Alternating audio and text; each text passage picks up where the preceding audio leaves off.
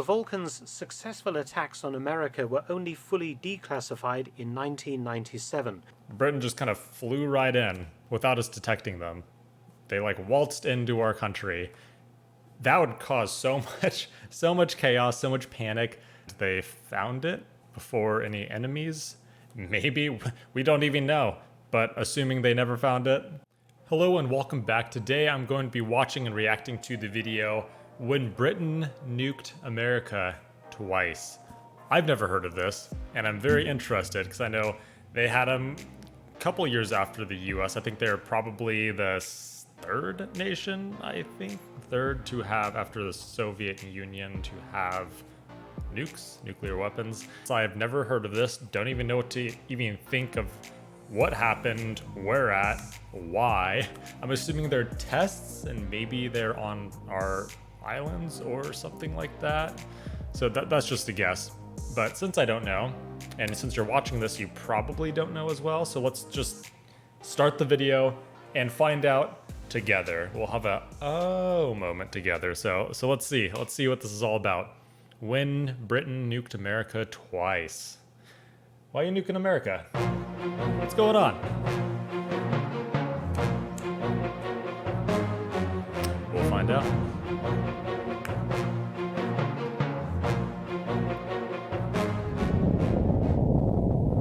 There it is. In the 1960s, Great Britain nuked the United States not once, but twice. Okay.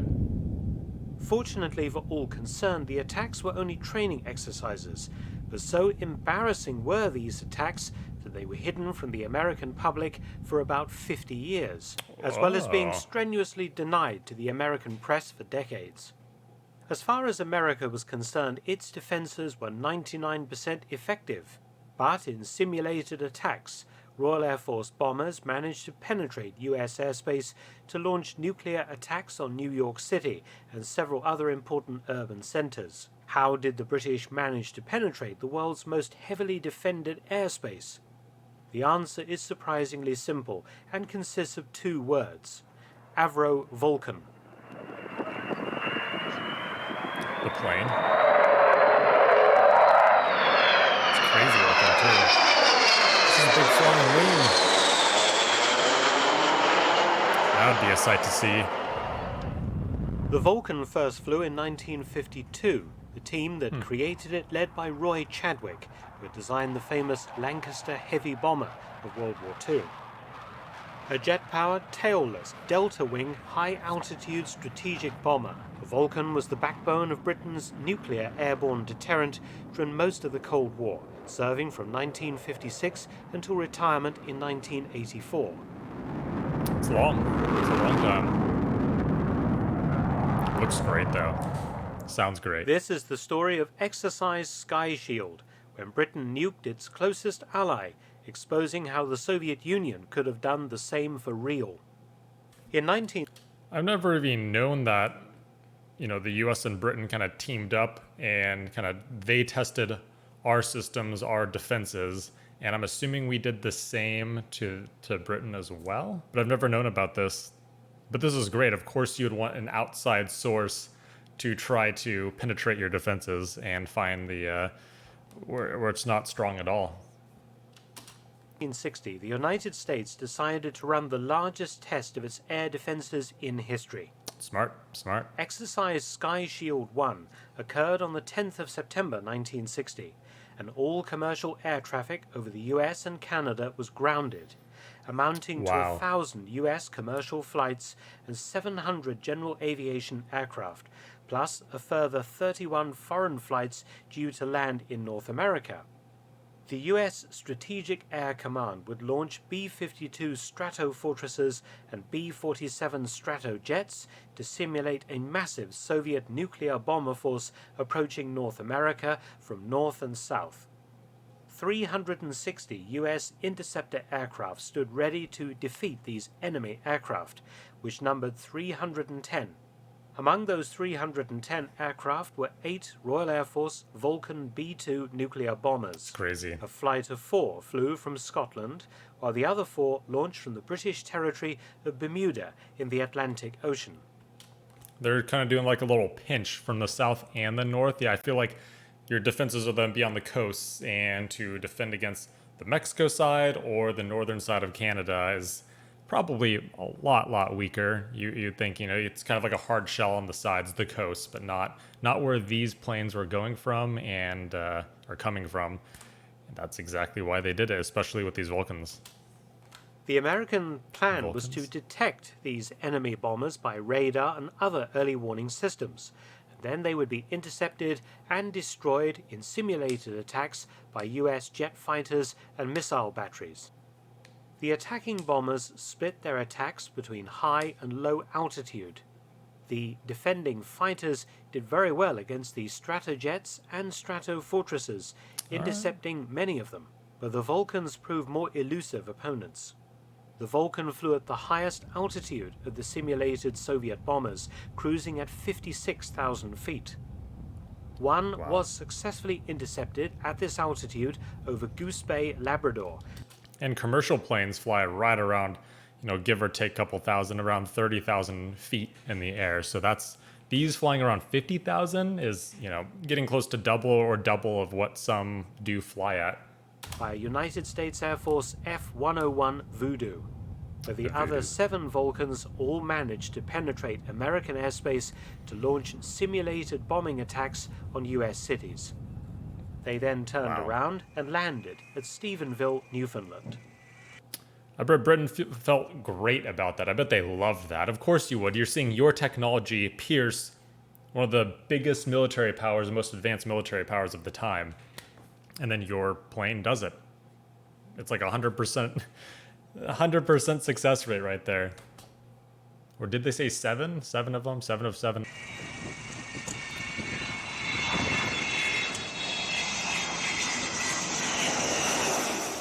The question was, how had the Vulcan managed it? The answer was their highly advanced electronic countermeasures systems and the Vulcan's amazing maneuverability. For example, the flight of 4 aircraft that approached from Bermuda were successful because 3 of them put up a wall of electronic interference that prevented interception, while the 4th Vulcan carried out a simulated nuclear strike. This was all rather embarrassing for Strategic Air Command, which quickly buried all stories about British bombers having nuked US targets and confidently assured the American public that US air defenses were, as I said, 99% effective. Definitely not as we saw from this. I mean, I guess, of course, at the time, I didn't live through, the Cold War times. From what I've learned, they wouldn't want to freak out the public. Imagine you're kind of at this Cold War weirdness of everything that was going on. It's possible you could get nuked, and there were bomb shelters going in classrooms, they're going undercover and stuff like that. Like, you just plan for it, you train for it in a way. And then they said, oh yeah, we did a simulation and it utterly failed. Britain just kind of flew right in without us detecting them. They waltzed into our country. That would cause so much chaos, so much panic. At least the government knew about this. They put this on, they challenged themselves for an outside source to try to penetrate our defenses, and they found it before any enemies. Maybe, we don't even know, but assuming they never found it, it's good. However, the following year, the Americans invited the RAF to take part in exercise Sky Shield 2. Perhaps the USAF was determined to show that the Vulcan's previous success was only a fluke, a one-time only event. Sky Shield 2, which occurred on the 14th of August 1961, was an even bigger event than the first one. Oh no. It caused 2,900 US and Canadian flights to be grounded, affecting 125,000 commercial passengers.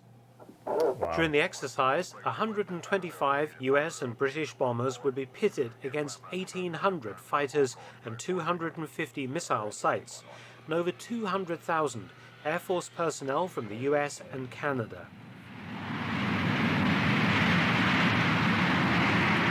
This better not fail. I hope they improve at the very least.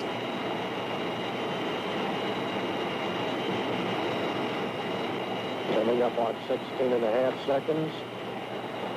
Now, continuing.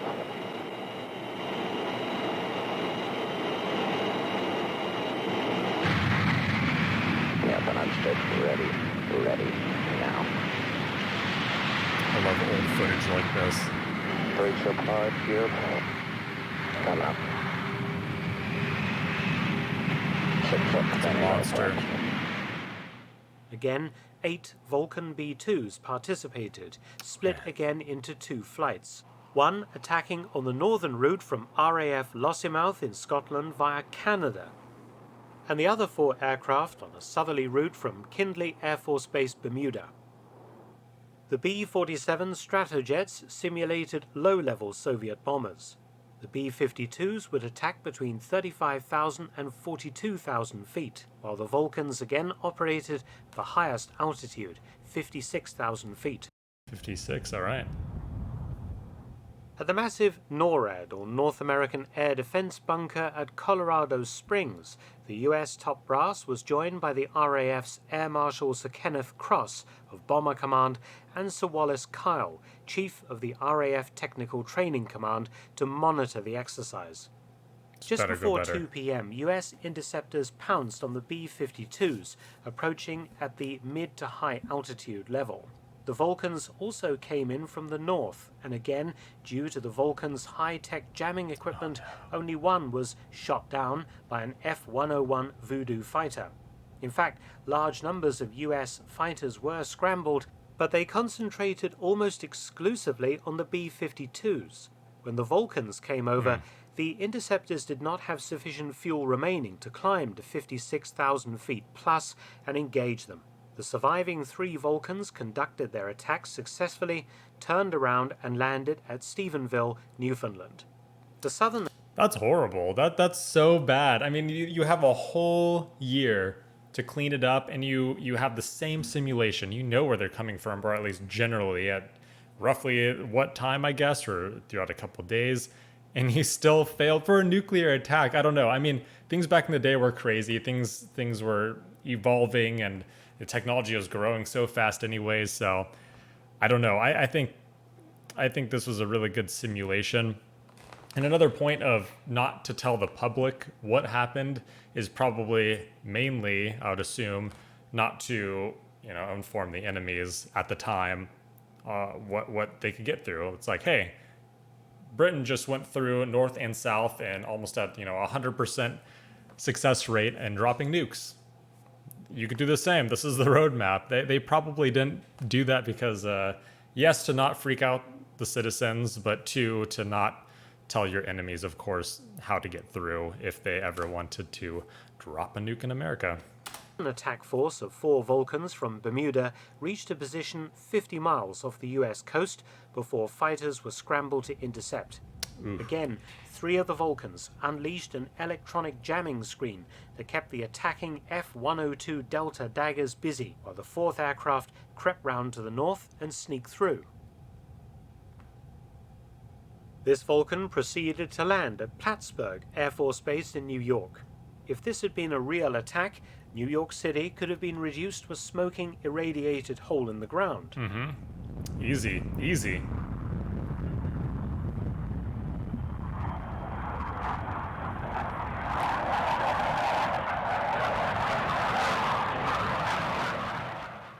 Many of the Stratojets and Stratofortresses had also managed to evade interception and launch simulated nuclear attacks, Extra but bad. not at the kind of success rate that the Vulcans enjoyed.